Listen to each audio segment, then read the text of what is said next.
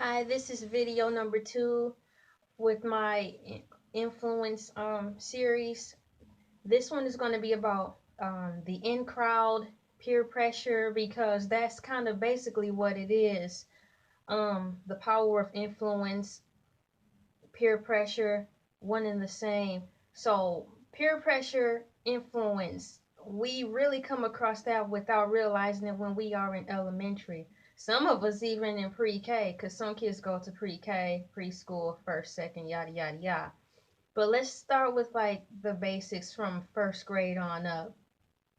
When you're little, when you're young, you go to school for the first time, hypothetically speaking, first time, away from your parents, legal guardians, what have yous. You go to school, there's a flood of kids around, and usually one or two adults.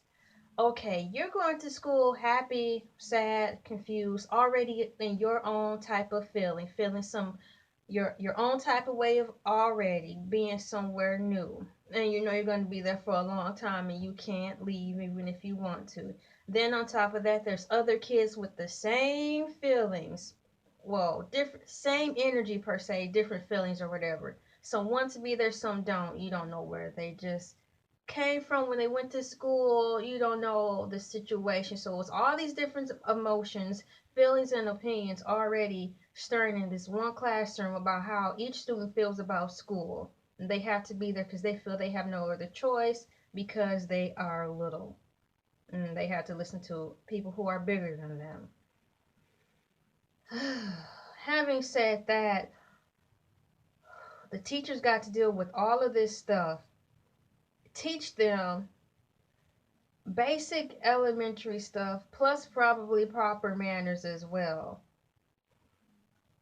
Having said that, we have the student once again, they're in the classroom.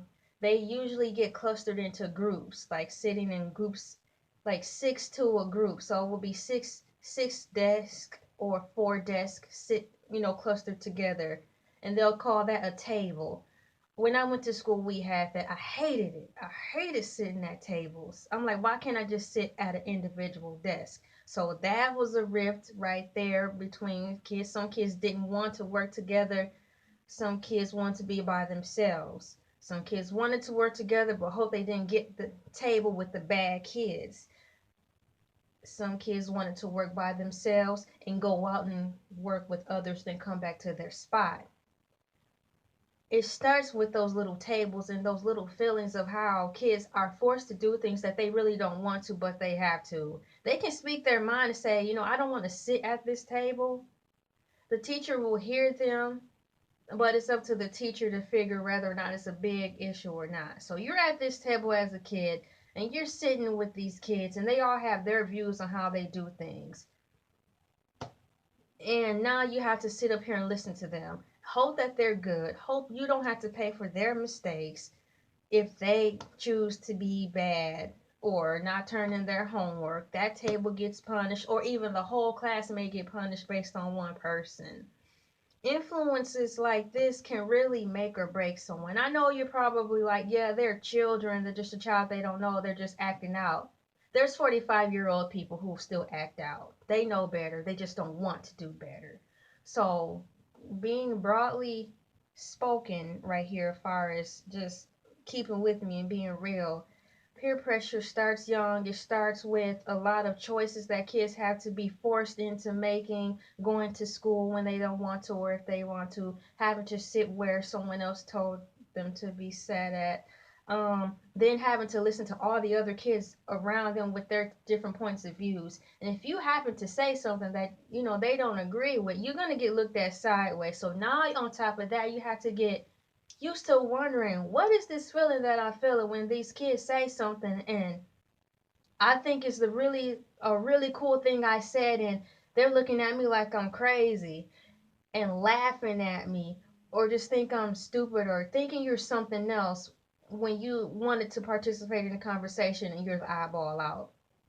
What do you do then? What do you kids do? What did you do when you were a kid? Did you just shut up, grin and bear it, buckle under the pressure, or did you try to experiment to see what they were talking about, what they were into, what they were watching, just to see maybe this is something I just never heard about. It can go either way. It's up to you, to go study and do your homework. But if you still come back after doing some self evaluation, researching to see what they're talking about and how they're hanging and what they do after school and what their lifestyle is like, even as a young age, because their parents reflect that. So, and you still don't get with it as a child, how do you feel then?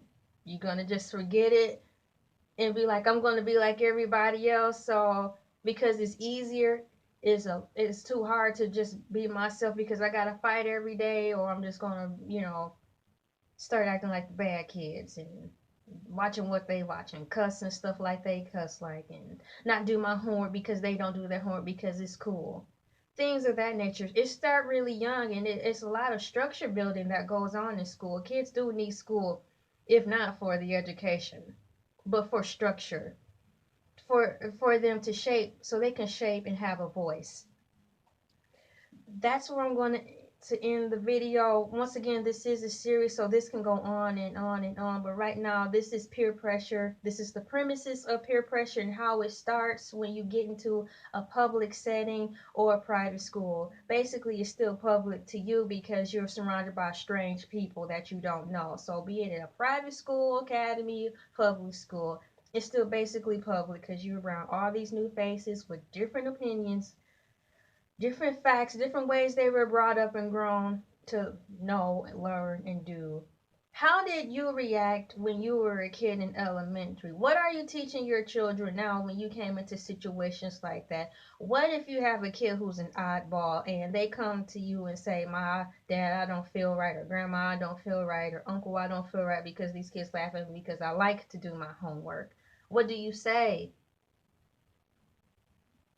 What do you do? These are things that can shape your child. And you're going to have to put in the work, especially if they're really coming in and asking you these questions and they're fighting. You can see the fight. These are things you have to do. And just be glad that your child is coming at you with tough questions like that, because that means they're on the right path and you're doing something good too.